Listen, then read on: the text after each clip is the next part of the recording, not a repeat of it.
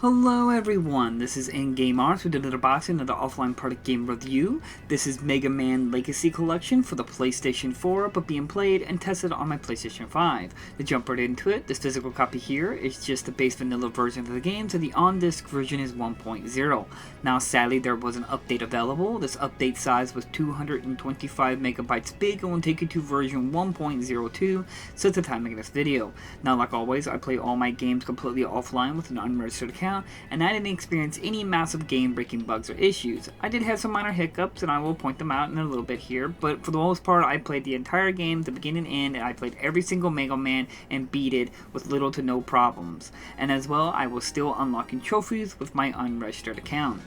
Now to go into immediately about Mega Man Legacy Collection, which is a good collection of classic Mega Man games all on one disc. You get 6 Mega Man games from the classic NES or Nintendo Entertainment System back in the day, so it was really cool to have that. Now sadly on this physical copy, it is a good collection. It has special challenges and stuff like that, but there are some major features and ideas that are missing. First off, the update not only includes a crucial thing such as to be able to turn on turbo mode, but also includes the Japanese versions of the game, as well as it includes another feature, rewind time. So you can rewind after you fall down a hole, you can rewind it to fix your name, correct that mistake. Now, granted, this is not crucial in terms of the Japanese versions or the rewind time, because the thing does have save states, but you can only have one save state per Mega Man game, which can be kind of dangerous in case you accidentally save state in a bad position and then next thing you know you're trapped, so you just have to restart all over.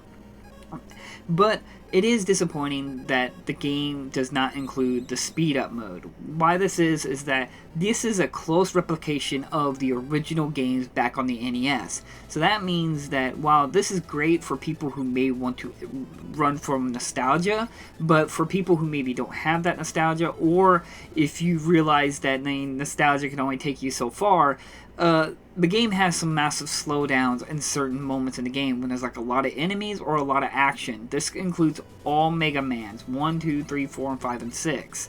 But the turbo mode update, it turns this that kind of slowdown off, where now the game will run at a more smoother pace. Now I did notice some minor little slowdown here and there, but or some kind of clipping and everything, but nothing crucial. But it is just disappointing that update is not on the disc, because that's a very crucial thing for someone who maybe isn't nostalgic or wants to be a close one-to-one replica of the original games. Now personally me, I do think this is a big mess up. While I am thankful that they tried to replicate the original games with all the slowdown and issues and everything, but I mean, this is why sometimes I get upset with nostalgia. Well, I get that this is good, and I am all about preserving the originals, and some people are very particular about this, like speed runs and so forth. But it is also important to know that we have better hardware now, and we can avoid this. So it is just frustrating that when they released this, they didn't include this thing, speed up mode or turbo mode, right from the get-go.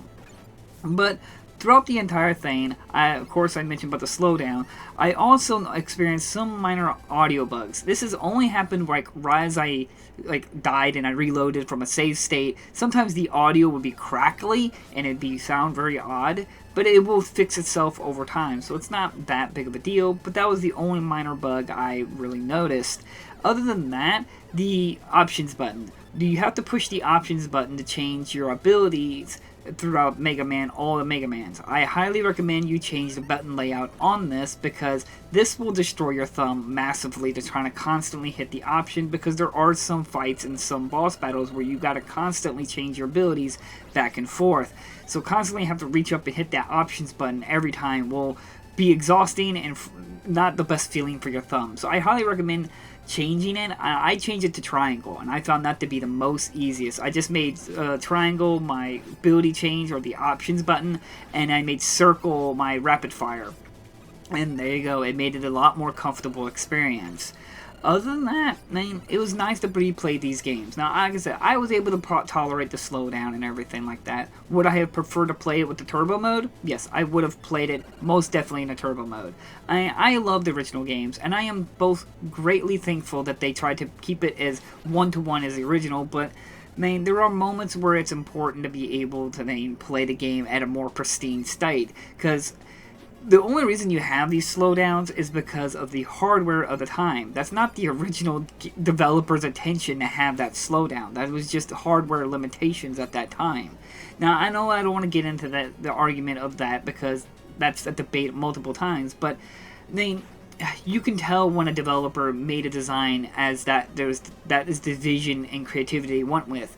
The slowdown is just simply because of just limited hardware and a bunch of enemies appearing on screen, and game development still in its infancy and not realizing how to utilize and prevent slowdown like that.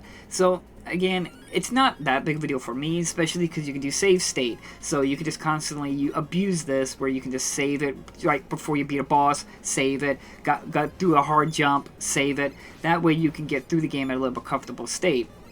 I know some people would say that would be cheating, but a lot of these older games were really unfair. There's a lot of fall pits that will just, you have no idea whether that's going to kill you or not, or there are moments where you're falling, and if you're not at this specific moment, there's spikes and they'll instantly kill you. There's no way to know about that unless from trial and error.